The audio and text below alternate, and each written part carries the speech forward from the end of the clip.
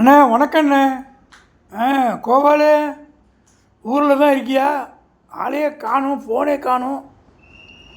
அண்ணே ஒன் சைடாக இருக்கக்கூடாதுண்ணே. நீங்கள் கூட ஃபோன் பண்ணலாண்ணே, நீங்கள் பண்ணவே மாட்டேங்கிறீங்கண்ணே. கோபாலு யாருக்கு தேவையோ அவங்க தான் ஃபோன் பண்ணணும். எனக்கு உங்கள்கிட்டேருந்து எந்த தேவையும் இல்லை, புரியுதா? நான் எதுக்கு உனக்கு ஃபோன் பண்ணணும் சொல்லு? ஃபோன் பண்ணுறது ஒரு தொந்தரவு. ஆனால் எப்படிண்ணே சொல்கிறீங்க? ஆமாம், உனக்கு என்ன வேலை இருக்கோ, நீ எப்படி பிஸியாக இருக்கேன்னு எனக்கு தெரியாது, தேவையில்லாமல் ஃபோன் பண்ணுறது வேஸ்ட்டு. ஆனால் அப்படி சொல்ல முடியுமாண்ணே?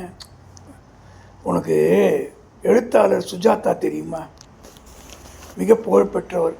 என்ன சினிமாவுக்கெலாம் கூட வசனம் எழுதியிருக்கார். ஒரு டைரக்டர் அவருக்கு ஃபோன் பண்ணியிருக்கார். என்ன விஷயம்னு கேட்டிருக்கார். சும்மா தான் ஃபோன் பண்ணேன்னார். உடனே கட் பண்ணிட்டார். யார்? எழுத்தாளர் சுஜாதா. திருப்பி அந்த டைரக்டர் திரும்ப ஃபோன் பண்ணிருக்கார். சொல்லுங்கள் என்ன விஷயம்னு கேட்டிருக்கார். சும்மா தான் ஃபோன் பண்ணேன்னார். கட் பண்ணிட்டார். அதுக்கப்புறம் ஃபோன் பண்ணுறதுக்கு அந்த ஆர்வம் வருமா? அப்போ தேவையில்லாத பேச்சை குறைக்கிறதுக்கு ஒரு வழி தேவையில்லாத ஃபோன் அட்டன் பண்ணாமல் இருக்கிறது. அதை விட அழகு தேவையில்லாமல் உனக்கு நான் ஃபோன் பண்ணுறது. இப்போ புரியுதா கோபால் ஏன் நான் ஃபோன் பண்ணலன்னு? அண்ணா அப்போ நான் ஃபோன் பண்ணுறேன்னு உங்களுக்கு? ஆமாம், உனக்கு தேவை இருக்குது ஃபோன் பண்ணுறேன். உனக்கு ஏதாவது சந்தேகம் இருக்கும் ஃபோன் பண்ணுறேன். ஆனால் எல்லா சந்தேகத்தையும் தீர்க்கிற அளவுக்கு உங்களுக்கு அறிவு இருக்காண்ணே? அது இருக்கா இல்லையான்னு எனக்கு தெரியாது. நீ நம்பினா ஃபோன் பண்ணுவ, உனக்கு அந்த நம்பிக்கை இல்லைன்னா ஃபோன் பண்ண மாட்டேன். எல்லாருக்குமே எப்படின்னு கேட்டிங்கன்னா, உலகத்தில் கோபால் ஒருத்தர் இன்னொருத்தர் அறிவாளின்னு நினைப்பார்.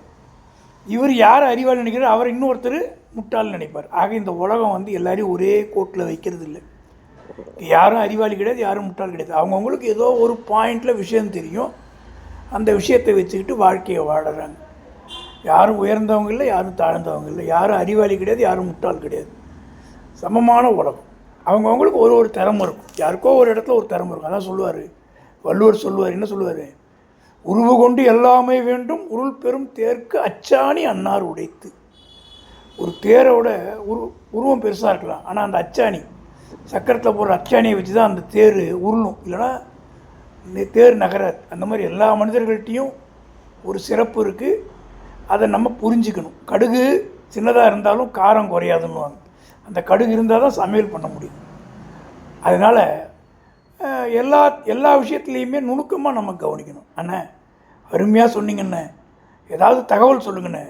கோபாலு நான் டீ சாப்பிட போகிறேன், 10 நிமிஷம் கழிச்சு வா, நான் உனக்கு ஒரு தகவல் சொல்கிறேன். சரிண்ணே.